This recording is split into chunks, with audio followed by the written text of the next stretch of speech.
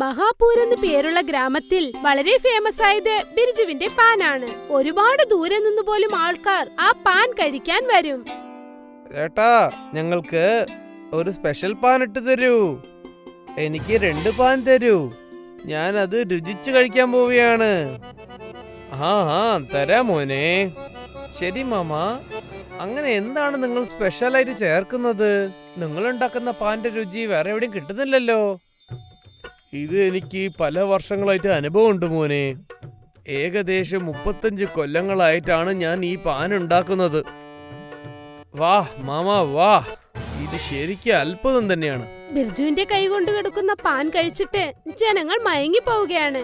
പിന്നെ അദ്ദേഹത്തെ പുകഴ്ത്താതെ അവർ അവിടെ നിന്നും പോകില്ല. ബിർജു ഒരു പാൻ 15 രൂപയ്ക്ക് വിൽക്കും. എന്നാലും ജനങ്ങളൊക്കെ അദ്ദേഹത്തിന്റെ പാൻ കടയിൽ നിന്നുമാണ് പാൻ വാങ്ങിച്ചു കഴിക്കുക.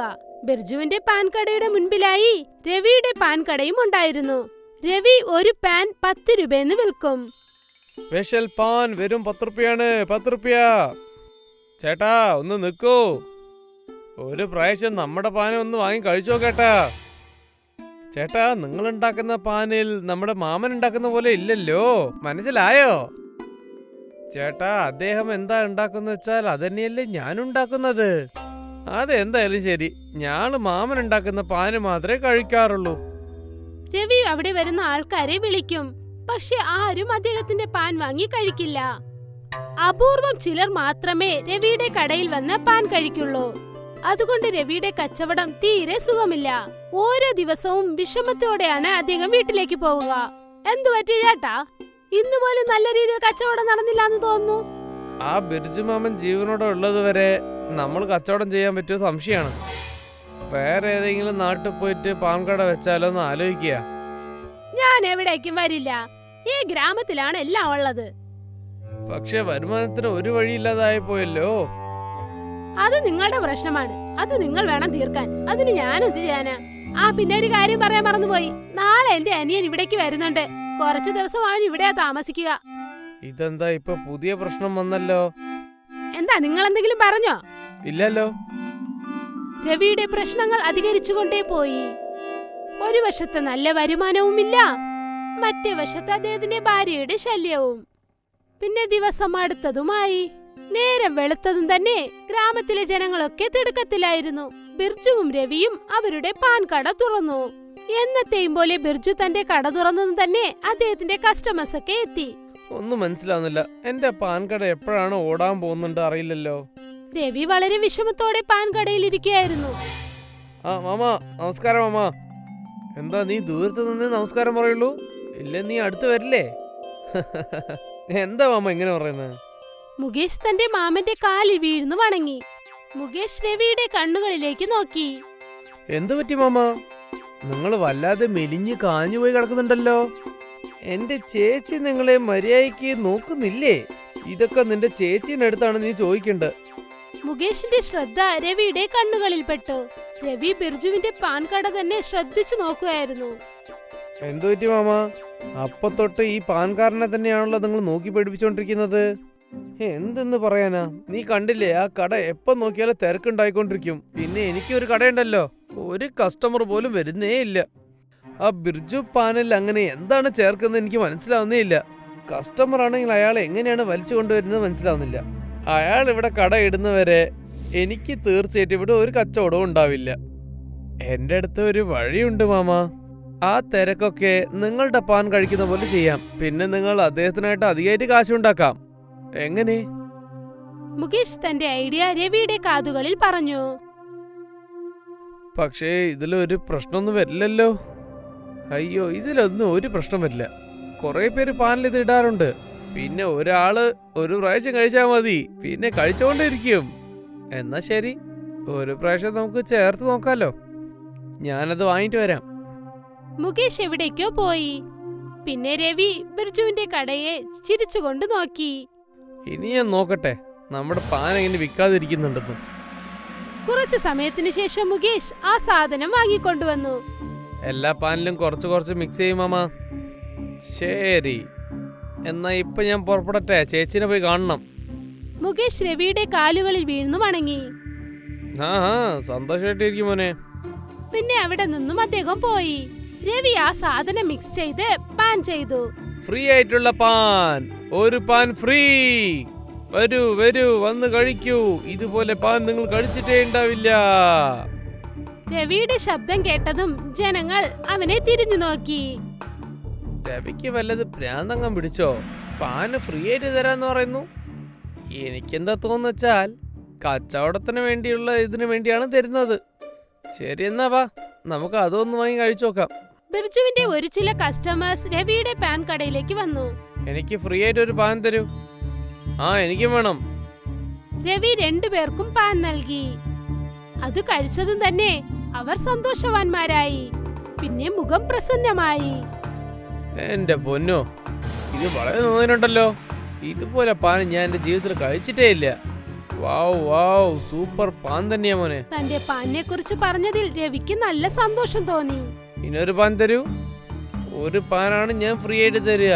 മറ്റൊരു പാന്റെ വില 15 റുപ്യ. ശരി ശരി, ദാ പിടിച്ചോ. രവി കാശ് വാങ്ങി വീണ്ടും ഒരു പാൻ നൽകി.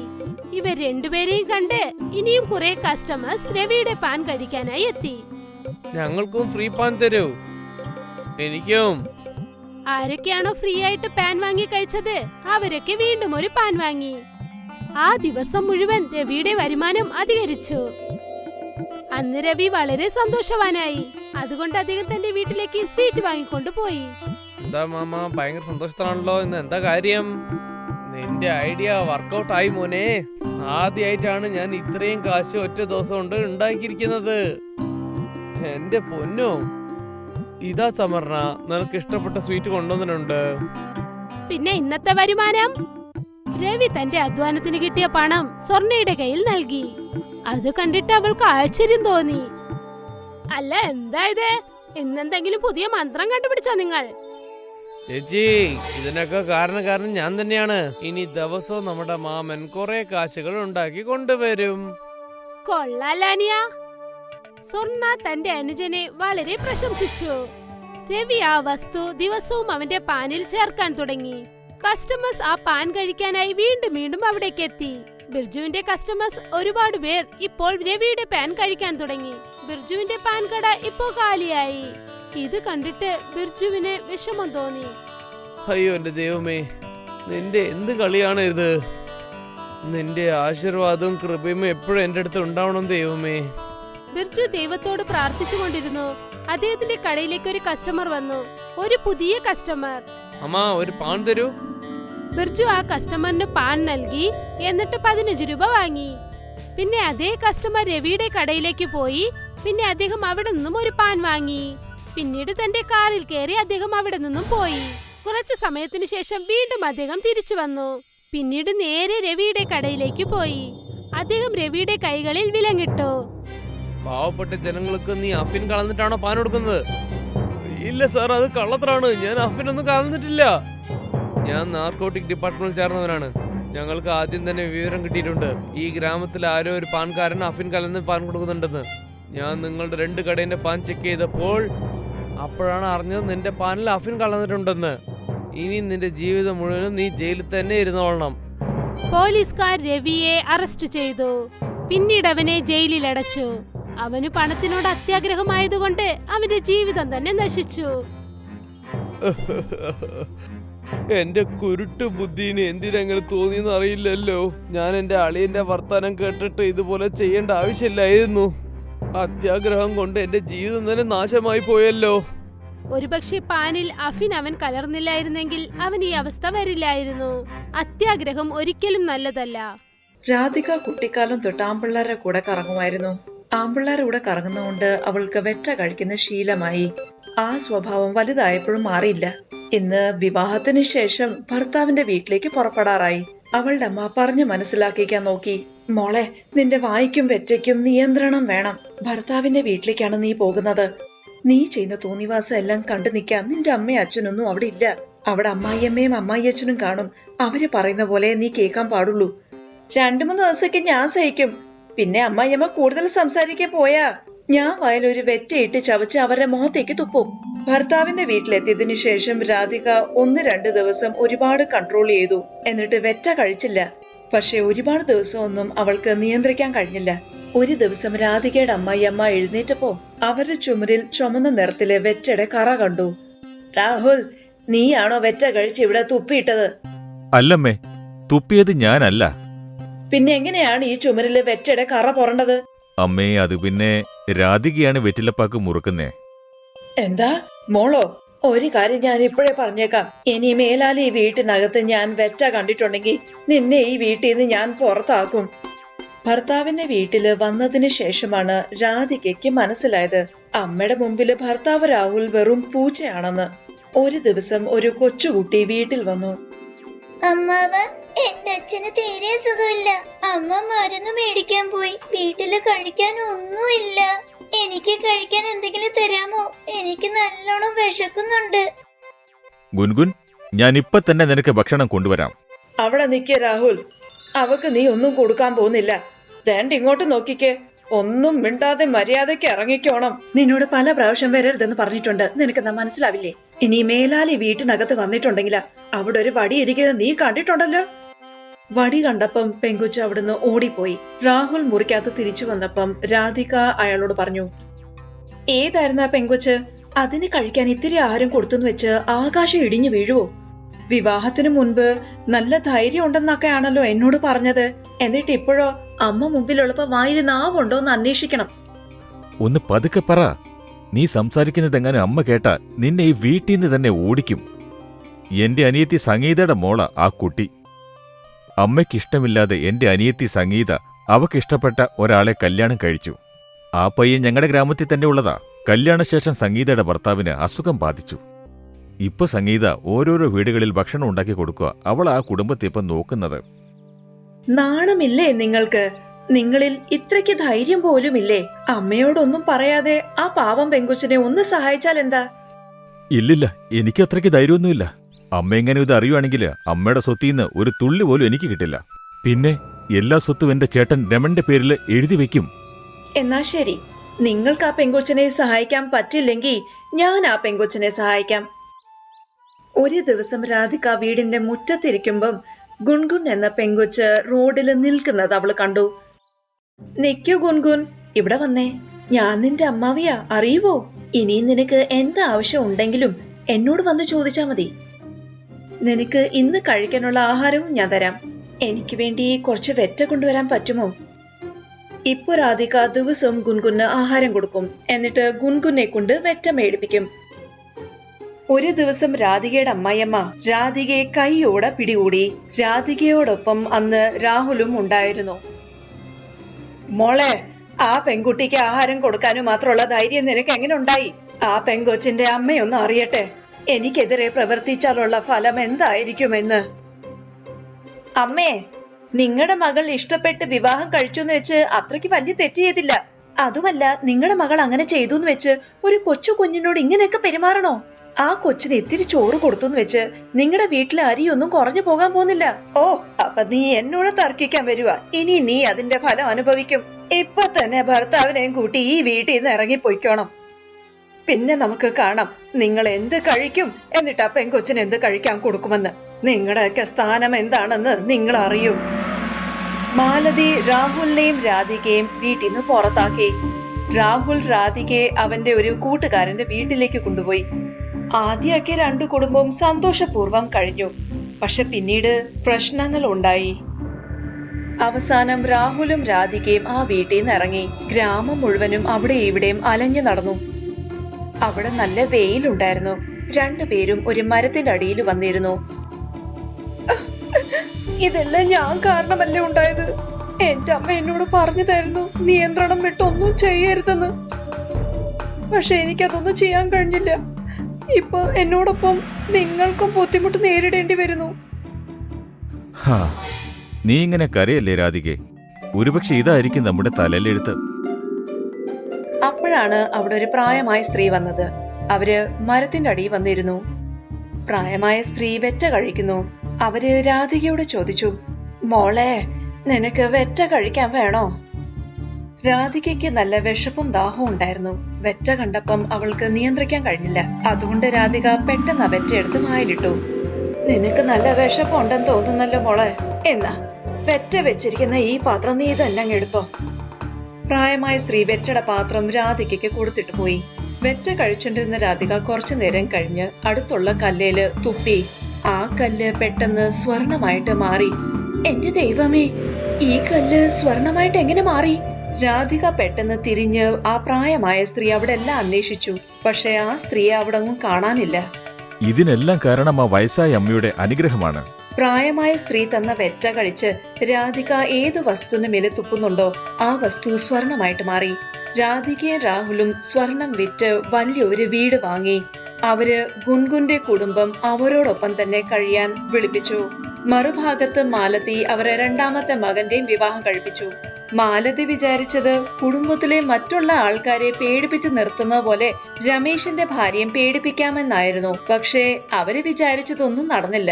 രമന്റെ ഭാര്യയാണെങ്കിൽ മാലതിയെ കൊണ്ട് വീട്ടിലെ ജോലിയെല്ലാം ചെയ്യിപ്പിക്കും. എന്നിട്ട് അവള് സുഖമായിട്ട് ഉറങ്ങും. മാലതി അവരെ രണ്ടാമത്തെ മകനും മരുമകളെ വീട്ടിൽ നിന്ന് പുറത്താകാൻ പറ്റില്ലായിരുന്നു. കാരണം അവരങ്ങനെ ചെയ്ത അവര് വീട്ടില് ഒറ്റയ്ക്കാകും. രാധികയും രാഹുലും വലിയ പണക്കാരായെന്ന് മാറിയെന്ന് മാലതി അറിഞ്ഞപ്പോ അവരെ കാണാൻ മാലതി അവരുടെ വീട്ടിൽ പോയി. നീ എന്നോട് ക്ഷമിക്കണം മോളെ. നിന്നെ വീട്ടിൽ നിന്ന് പുറത്താക്കിയത് ഞാൻ ചെയ്ത വലിയ തെറ്റായിരുന്നു. ഇനി നിങ്ങൾ എല്ലാവരും വീട്ടിലേക്ക് തിരിച്ചു വാ. വീട്ടില് ഞാൻ ഒറ്റയ്ക്കാണോന്നല്ല ഒരു തോന്നൽ എനിക്കുണ്ട്. വേണ്ട അമ്മേ, ഞങ്ങൾ ഇവിടെ തന്നെ നിന്നോളാം. അടുത്ത് തന്നെ ഞാനും സംഗീതയും ഒരു ബ്യൂട്ടി പാർലർ തുടങ്ങി സ്വയം ആശ്രയിതനാകാനുള്ള ഒരു ശ്രമത്തിലാണ്. ശരി മോളെ, ഇനി നിങ്ങൾക്ക് വീട്ടിലേക്ക് വരണമെന്നില്ലെങ്കിൽ സാരമില്ല. നിന്റെ കയ്യില് സ്വർണം ഉണ്ടാക്കുന്ന വെറ്റ ഇപ്പോഴും ഉണ്ടെങ്കിൽ അതെനിക്ക് തന്നേര്. അതിനകത്തുള്ള വെറ്റെല്ലാം ഏകദേശം തീർന്നവേ, ഇനി കുറച്ചു മാത്രമേ ഉള്ളൂ. നിങ്ങൾ ദേ ഇത് കൊണ്ടുപോയിക്കോ. മാലതി ഒരുപാട് സന്തോഷിച്ച് വെറ്റയുള്ള ആ പാത്രവുമായിട്ട് വീട്ടിലെത്തി. ഇനി ആദ്യം ഞാൻ കുപ്പിടുന്ന പാത്രം തന്നെ സ്വർണമായിട്ട് മാറ്റാം. മാലതി വെറ്റ കഴിച്ച് അഴുക്കിരുന്ന പാത്രത്തിലേക്ക് തുപ്പി. പക്ഷെ അത് സ്വർണമായിട്ട് മാറിയില്ല. പിന്നെ മാലതി വേറൊരു തുട്ടി തുപ്പി. ആ തുട്ടിയും സ്വർണമായിട്ട് മാറിയില്ല. സ്വർണം നേടാനുള്ള ആഗ്രഹം കൊണ്ട് മാലതി കട്ടില്, അലമാര, ചുമര്, വീട്ടിലുള്ള ഓരോ വസ്തുവിലും പെറ്റ കഴിച്ചു തുപ്പി. പക്ഷെ അതിലെ ഒരു വസ്തു പോലും സ്വർണമായിട്ട് മാറിയില്ല. രമന്റെ ഭാര്യ ഉറങ്ങി എണീറ്റപ്പം വീട്ടിലുള്ള വസ്തുക്കളുടെ മേളിലെല്ലാം ആരോ പെറ്റ കഴിച്ച് തുപ്പിയിരിക്കുന്നു. അമ്മേ, മര്യാദയ്ക്ക് വീട് മുഴുവനും ഇതിനകത്തുള്ള വസ്തുക്കളെ മുഴുവനും വൃത്തിയാക്കിക്കണം. ഇല്ലെങ്കിൽ ഇതേ അവിടെ വടിയിരിക്കുന്ന കണ്ടില്ലേ? രമന്റെ ഭാര്യ മാലതിയുടെ പുറകില് വടിയുമായിട്ട് നിന്നു. എന്നിട്ട് അവര് മാലതിയെ കൊണ്ട് വീട് മുഴുവനും ഒരച്ചൊരച്ച് വൃത്തിയാക്കി. മേഘ കുട്ടിക്കാലം തൊട്ട് വിവേകമുള്ളതും വികാരമുള്ളതും ദയുള്ള കൂട്ടത്തിലായിരുന്നു. കമല, എന്തു പറ്റി? എല്ലാവരും ആഹാരം കഴിക്കുന്നുണ്ടല്ലോ, പിന്നെന്താ നീ കഴിക്കാത്തേ? എന്റെ വീട്ടിൽ ഇന്നലെ അരിയും പച്ചക്കറിയും തീർന്നു. ഇന്ന് വൈകുന്നേരം അച്ഛൻ ജോലി കഴിഞ്ഞ് തിരിച്ചു വരുമ്പോഴാ ആഹാരം ഉണ്ടാക്കുന്നേ. ഇന്ന നീ എന്റെ ടിഫൻ കഴിച്ചോ, എനിക്ക് വിശക്കുന്നില്ല. മേഘ വലുതായപ്പം അവള് വിവാഹം കഴിച്ചു. എന്നിട്ടും അവളുടെ സ്വഭാവത്തിന് മാറ്റമില്ലായിരുന്നു. ഭർത്താവിന്റെ വീട്ടിന്റെ അടുത്തുള്ള ആൾക്കാരെ അവൾ ഒരുപാട് സഹായിക്കുമായിരുന്നു. ഒരു ദിവസം മേഘയുടെ അമ്മായിയമ്മയും നാത്തൂനും പുറത്തു പോയപ്പോൾ അവരുടെ വീട്ടിൽ ഒരു സ്ത്രീ വന്നു. പുതിയ മരുമകളാണല്ലേ, ഞങ്ങളെ നീ അറിയുവോ ഇല്ലയോ? നിങ്ങളുടെ വീട്ടിന്റെ പുറകില് ഒരു കുടിലുണ്ടല്ലോ, ഞാൻ അവിടെയാ താമസിക്കുന്നേ. ഞാൻ നിന്റെയും രമന്റെയും അപ്പച്ചിയെ പോലെയാണ്. അതെ അപ്പച്ചി, എനിക്ക് നിങ്ങളെ ഓർമ്മയുണ്ട്. റോട്ടില് പലപ്പോഴും ഞാൻ നിങ്ങളെ നടന്നു പോകുന്നത് കണ്ടിട്ടുണ്ട്. മോളെ, എന്റെ വീട്ടില് ഗോതമ്പ് പൊടി തീർന്നു പോയി. ഞാൻ ഒറ്റയ്ക്കായിരുന്നെങ്കിൽ 2-3 ദോശയൊന്നും കഴിക്കാതിരുന്നേനെ. പക്ഷെ വീട്ടില് അതിഥികള് വന്നിട്ടുണ്ട്. നിനക്ക് കുറച്ച് കിലോ ഗോതമ്പ് പൊടി തരാൻ പറ്റുമോ? അയ്യോ അപ്പച്ചി, ഇത് നിങ്ങളുടെ വീടാണെന്ന് കരുതിയാൽ മതി. നിങ്ങൾക്ക് ആവശ്യമുള്ള ഗോതമ്പ് പൊടി കൊണ്ടുപോയിക്കോളൂ. വേണമെങ്കിൽ പച്ചക്കറിയും കൊണ്ടുപോയിക്കോ. നീ നന്നായിട്ട് വരും മോളെ. നിന്റെ മാംഗല്യം എന്നും നിലനിൽക്കട്ടെ. മേഘയുടെ അമ്മായിയമ്മ മാലതിയും നാത്തൂൻ ഉമയും ചന്തയിൽ നിന്നും തിരിച്ചു വന്നു. അവര് നോക്കിയപ്പോൾ ഗോതമ്പ് പൊടിയുടെ പാത്രത്തിനകത്ത് പൊടി വളരെ കുറവാണ്. ഫ്രിഡ്ജിനകത്ത് വെച്ചിരുന്ന പച്ചക്കറിയും കാണുന്നില്ല. മോളെ, ഗോതമ്പ് പൊടിയും പച്ചക്കറിയും ഇത്രയും എങ്ങനെയാ കുറഞ്ഞു പോയത്? അതെല്ലാം നീ അങ്ങ് തിന്നോ? ഇല്ലമ്മേ, നമ്മുടെ വീടിന്റെ പുറകിൽ താമസിക്കുന്ന ഗംഗാപ്പച്ചി വന്നായിരുന്നു. അവരുടെ വീട്ടിലെ ഗോതമ്പ് പൊടിയും പച്ചക്കറിയും തീർന്നപ്പോൾ അവര് കുറച്ച് ഇവിടുന്ന് കൊണ്ടുപോയതാ. നീ ആർക്കും അധികം ഉപകാരം ചെയ്യണ്ട. നിന്റെ ഭർത്താവിനെ പ്രൈവറ്റ് കമ്പനിയിൽ ഒരു ചെറിയ ജോലിയാ ഉള്ളത്. അങ്ങനെയാണ് ഞങ്ങൾ എല്ലാവരുടെയും ചെലവ് കഴിഞ്ഞു പോകുന്നത്. പണം ഇവിടത്തെ മരത്തിലല്ലല്ലോ കായ്ക്കുന്നത്. കൈ നിറച്ച് സാധനങ്ങൾ ആൾക്കാർക്ക് വെറുതെ അങ്ങ് കൊടുക്കാൻ. ഇനി വീട്ടിൽ ആര് വന്നാലും അയൽക്കാരായാലും ഭിക്ഷക്കാരായാലും നീ അവർക്കൊന്നും കൊടുക്കണ്ട. മാലതി എല്ലാ വർഷവും അക്ഷയ തൃതീയയുടെ ദിവസം സ്വർണം കൊണ്ടുണ്ടാക്കിയ ഏതെങ്കിലും ഒരു സാധനം വാങ്ങിക്കുമായിരുന്നു. ഈ വർഷം അവരുടെ മകളോടൊപ്പം മരുമകൾക്കും എന്തെങ്കിലും വാങ്ങിക്കാമെന്ന് അവർ ചിന്തിച്ചു. മോളെ, ഇന്ന് അക്ഷയ തൃതീയാണ്. ഞാൻ ഉമ്മയ്ക്ക് കമ്മല് മേടിക്കുന്നുണ്ട്. എന്നിട്ട് നിനക്ക് വേണ്ടി സ്വർണം കൊണ്ടൊരു നെക്ലേസ്. മേഘ അമ്മായിയമ്മയും നാത്തൂനോടൊപ്പം ചന്തയിൽ നിന്നും തിരിച്ചു വരുമ്പോൾ വഴിയിൽ അവൾ ഒരു ഭിക്ഷക്കാരനെ കണ്ടു. അയാൾ വളരെ മോശം അവസ്ഥയിലായിരുന്നു. ഭിക്ഷക്കാരൻ ആൾക്കാരോട് ആഹാരത്തിനും ചികിത്സയ്ക്കും പണം ചോദിക്കുന്നുണ്ടായിരുന്നു. അമ്മായിയമ്മയുടെ മുൻപില് ഭിക്ഷക്കാരനെ സഹായിക്കാനുള്ള ധൈര്യമൊന്നും മേഘയ്ക്കില്ലായിരുന്നു.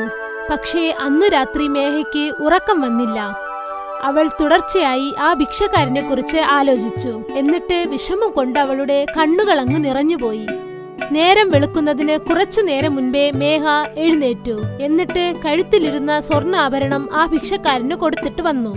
ഇന്നാ, നിങ്ങൾ ഇത് കൊണ്ടുപോയി അങ്ങ് വിൽക്ക്. നിങ്ങള് ചികിത്സയും നടത്തി നന്നായിട്ട് ഭക്ഷണവും അങ്ങ് കഴിക്ക്. കുറച്ചു ദിവസം കഴിഞ്ഞ് അവരുടെ ഉത്സവം വന്നു. ആ സമയത്ത് മേഘയുടെ ഭർത്താവ് വീട്ടിലില്ലായിരുന്നു.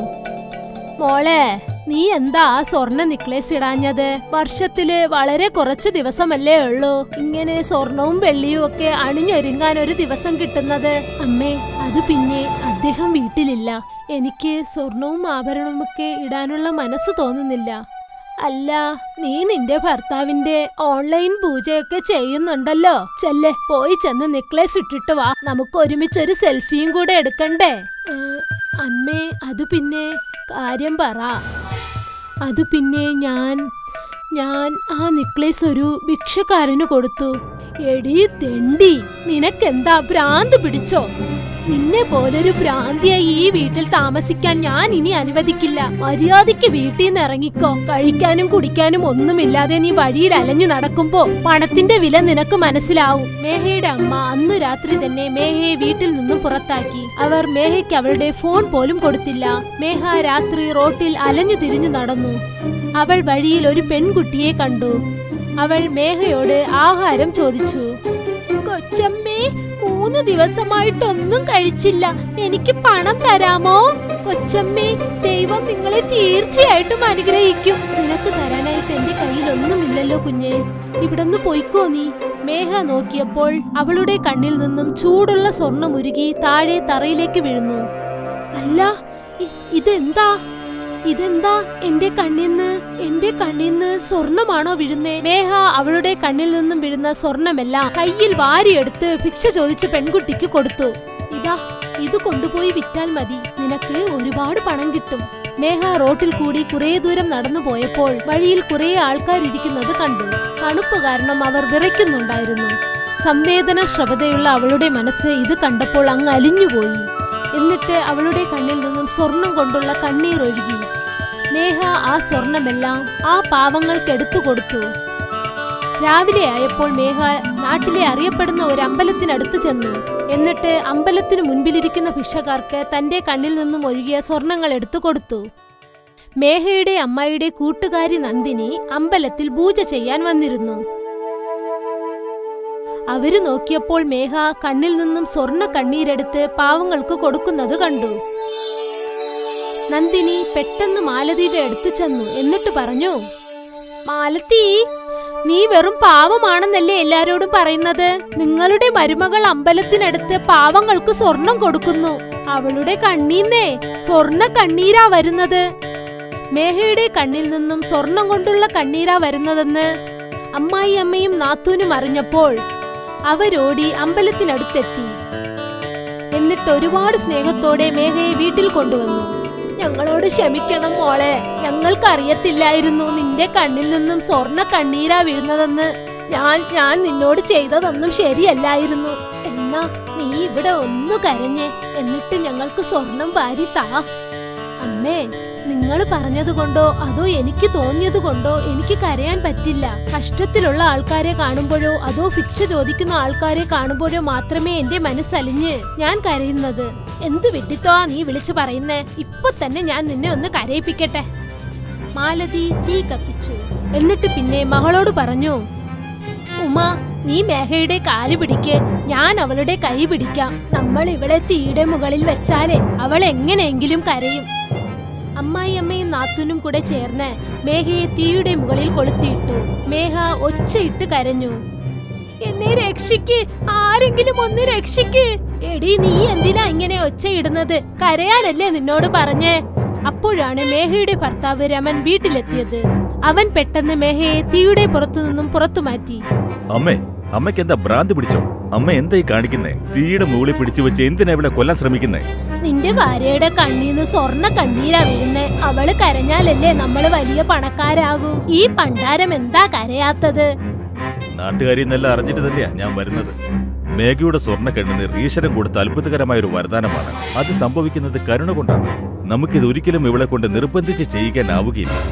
മേഘ അവളുടെ കണ്ണുനീർ ഒരിക്കലും അവൾക്ക് വേണ്ടി മാത്രം ഉപയോഗിച്ചിട്ടില്ല. അവൾ എപ്പോഴും പാവപ്പെട്ടവരും കഷ്ടത്തിലുള്ള ആൾക്കാരെ മാത്രമേ സഹായിച്ചിട്ടുള്ളൂ.